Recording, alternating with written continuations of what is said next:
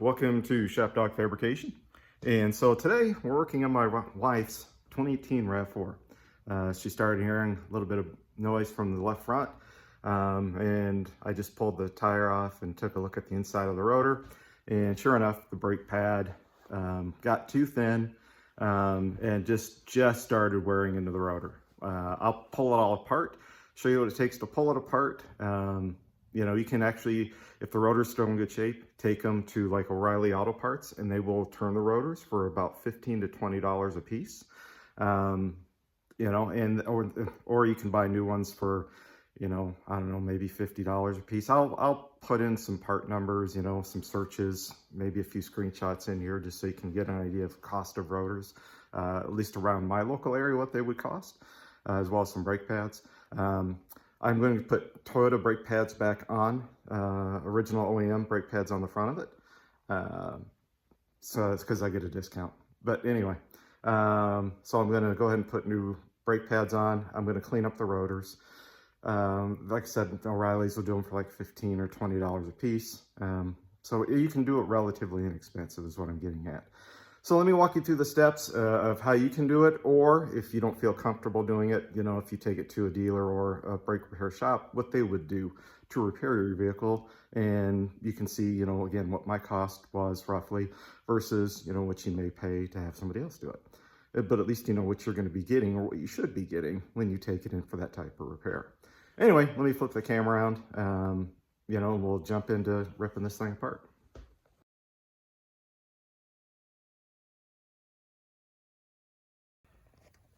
All right, guys, so you will have two 14mm bolts you need to take off, one up here, and then there'll be one down here.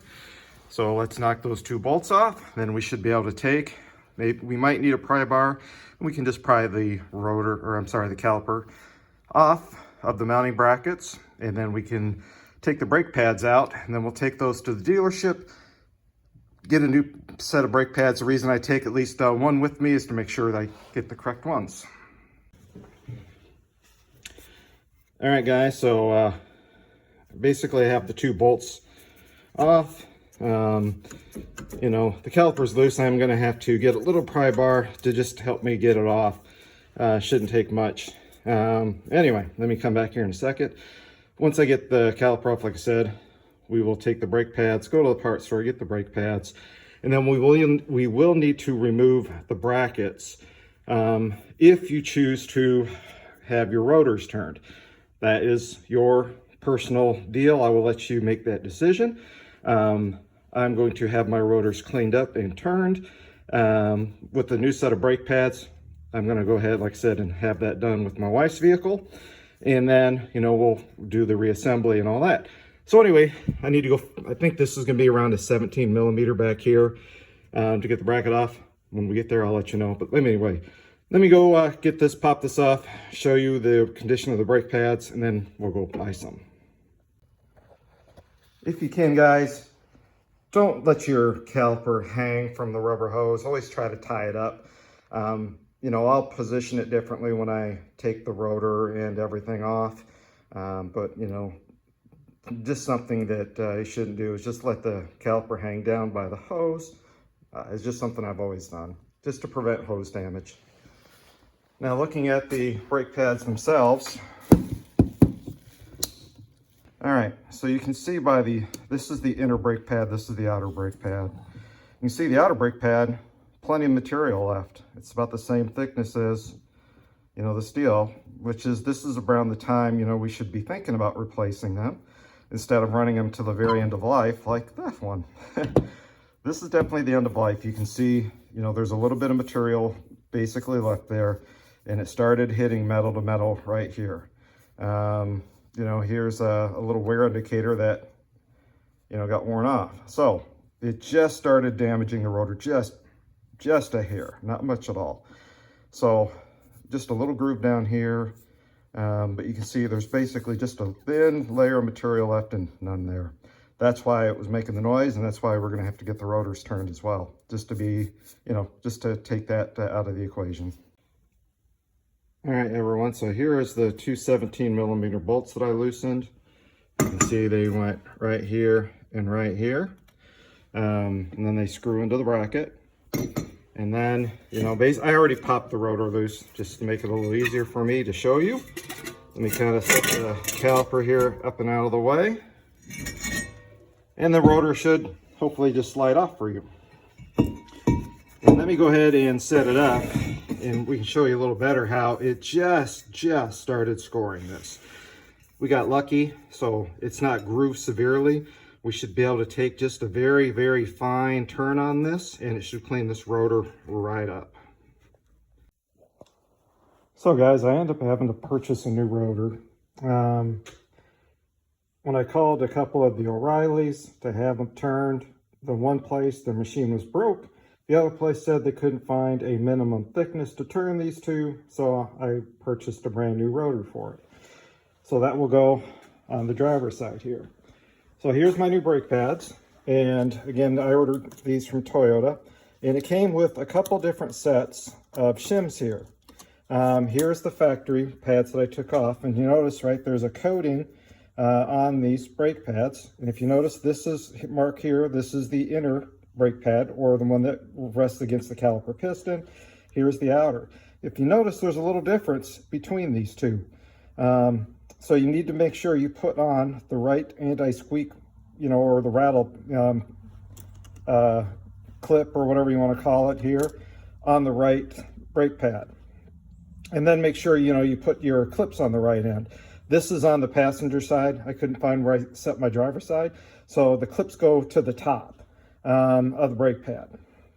You can see here that you're on the clips. The clip is on the top for the driver's side. So this would be the inner brake pad. It's got the piece that comes all the way down towards the bottom. You notice this one does not go all the way down towards the bottom. This would be the outer brake pad.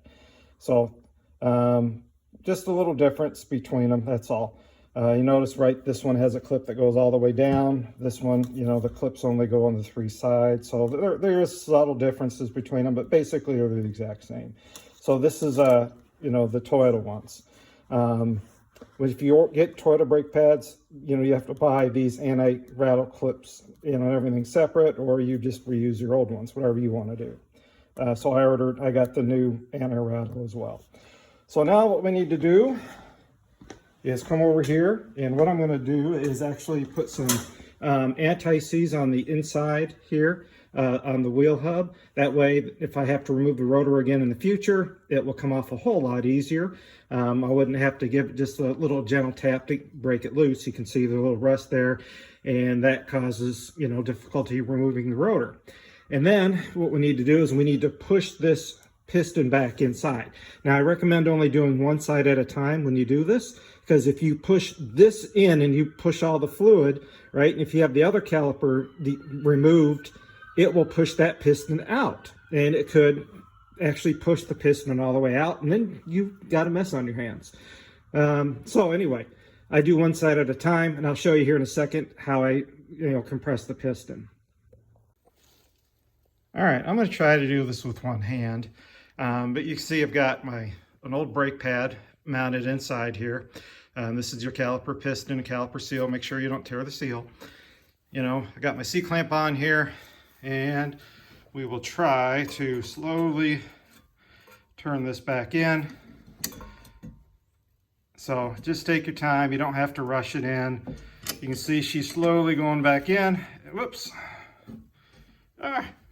Anyway, you get the idea. So slowly work it back in, compress it all the way in.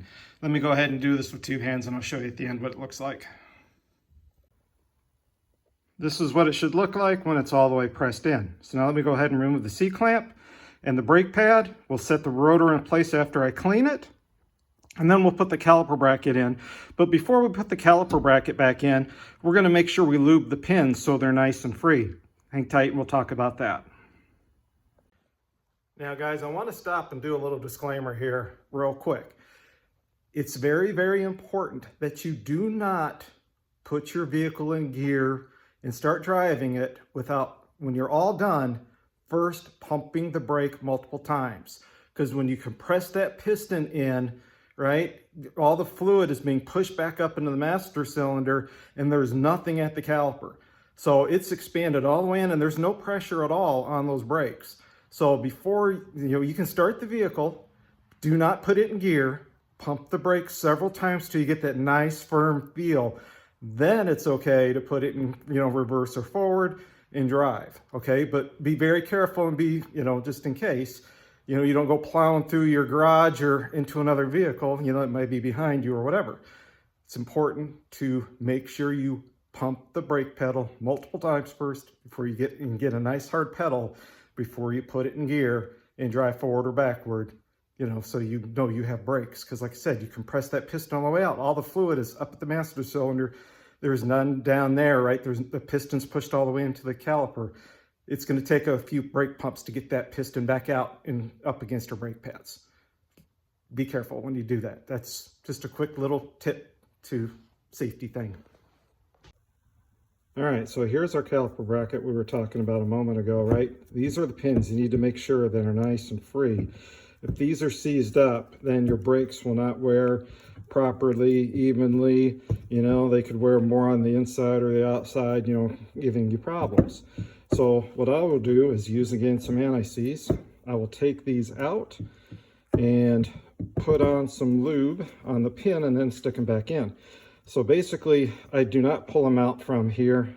If your boot is torn, also, you need to replace them, because what will happen is water will get in, corrode them, and seize them up that way too.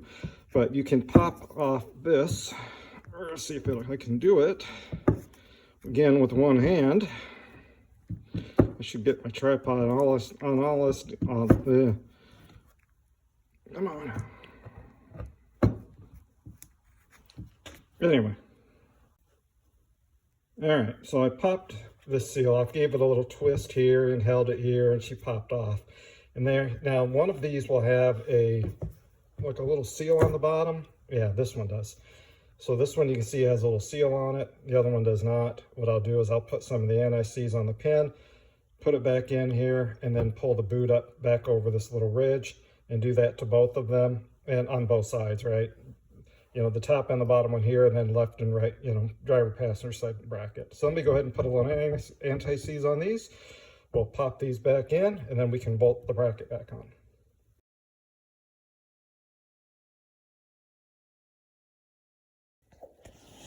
All right, guys, you can see we've got the caliper pads back in. The rotor is in place. Bracket is bolted back in with those 17mm bolts. We've got our pins here all lubed up real good. I put also some anti-seize on the outside of this to make the wheels much easier to remove. Granted, this is a painted surface, but I imagine that probably will not last very long. And what happens is you get what they call galvanic corrosion between metal, two dissimilar metals, aluminum rim, steel rotor. So it'll want to stick to it and make it difficult to remove. That's why I put the anti-seize on. So now we can grab the caliper back here. And, we've got it compressed, right? She kind of pops right back into place here. And now we can take our bolts. And tighten these guys up. Then we can, after this, we can, let me get these started. Anyway, we'll get the bolts in. Again, kind of hard to do with one hand. We'll get the bolts tightened up, and then we'll go ahead and put the wheel back on. We'll torque the wheels, and then when we go to start the vehicle, like I said, without putting it in gear, forward or reverse, just in park, pump the brakes several times to make sure we got that nice firm brake pedal before we do anything. So the one thing that was interesting with the hybrid, right? The brake pedal didn't come up to normal like I'm used to. So I pumped it a few times. It didn't really get firm or hard, but I'm sure the pistons came out. So I actually put the vehicle in reverse and, quickly kind of pumped it a few times, made sure nothing was around me, and then I got a good brake pedal. So just FYI, if you have a hybrid, if you have a conventional gas vehicle, it shouldn't be a problem. Because I had to wait for it the hybrid, to kind of kick in and, the engine to start and run and that kind of stuff too. So anyway, hopefully this video gives you a good idea of what's it going to take to do the repair. This is how I do it. You guys can do it, this is more of a tutorial or a guide, to help you along with doing your repair. If you're not comfortable doing it, like I had mentioned earlier, you know, this will at least, you know, let you understand what the dealership or a local repair shop is going to do to, you know, take care of your vehicle. They, you know, should be able to turn your rotors as long as they're not too thin already. You know, install new brake pads, grease the caliper pins, you know, and all that type of thing. So anyway, like I said, I hope this helps you out. Have a great day, and we'll talk to you on a future video, hopefully.